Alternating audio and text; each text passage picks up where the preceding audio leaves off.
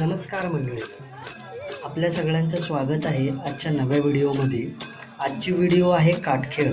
आमच्या बोरिवली गावामध्ये पारंपरिक पद्धतीने नटलेला हा परंपरेचा वारसा काटखेळ आजही साणा भरतात त्या दिवशी आणि शेवटच्या दिवशी धुळवटीला पाटलांच्या घरी खूप उत्साहाने खेळला जातो.